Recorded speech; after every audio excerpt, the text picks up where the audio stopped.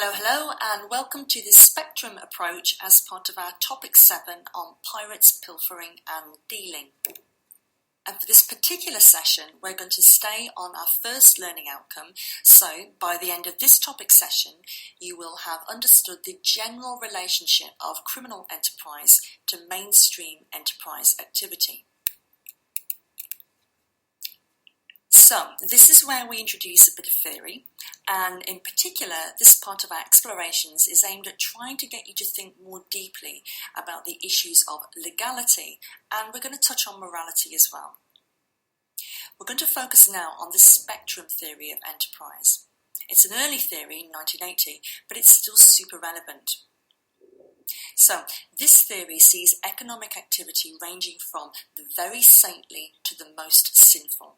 And enterprise activity varies on a spectrum also. What activity is legal is a variable factor, and it depends on the situation. You think about the different variations in laws on drugs and the sex trade, for example. So we can see here, for example, when we look at prostitution and whether it's legal or not depends on the country context. So in Mexico, for instance, parts of South America and some of Australia there, you can see prostitution is completely legal. Whereas in parts of Africa and other parts of the world, identified there by the red parts of your map, it's completely illegal. And it's a similar case with marijuana consumption. You can see that in some countries, not many there, where marijuana for personal use is completely legal. In other countries, it's decriminalised, and in others, it's totally illegal.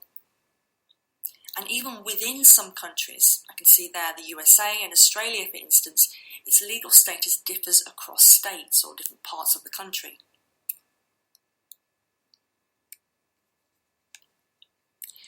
But let's go back to Smith and his spectrum theory.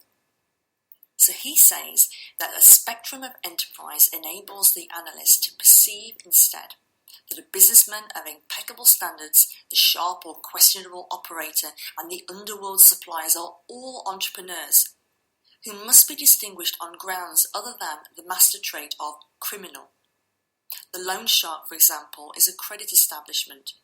The fence is a retailer. So he's suggesting that all economic activity can be considered within a spectrum and analysed as such. And we can see how Smith is making his point by plotting various different industries on a binary classification as to whether economic activity is legal or illegal.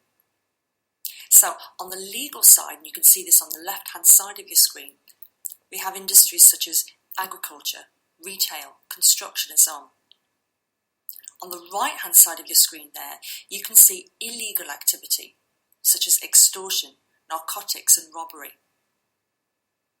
Now, it might be quite easy to classify that criminal enterprise is illegal, but it's less easy when it comes to industries. We know, for example, that in mining there are frequent examples of illegal practices, the use of child labour or mining in environmentally protected areas, for example. So this idea of a binary system, economic activity is legal or not, becomes forced and somewhat unrealistic. Smith is arguing that it's much more realistic to see different economic activity on a spectrum of legality. What I also want to add at this point is that we shouldn't be confusing legality with morality. For instance, some mining practices, especially the conditions that some mines operate in some African countries, are completely legal. But there have been some questions on the morality of those conditions. Now, we can talk a little bit more about morality in the next session, but for now, let's stay within the spectrum approach and let's try and summarise the main points of the theory. So overall, the spectrum approach argues that the nature of activity will be shaped by spectrums of entrepreneurs, customers, stratification and power. What does this mean? Well, first of all, the approach argues that individual entrepreneurs may or may not consider illegal activities as part of their personal options. Secondly, the approach argues that customers may, through choice or necessity, choose to deal with either legal or illegal enterprises. Thirdly, similarly orientated customers and entrepreneurs act together. They work together to develop a market stratification.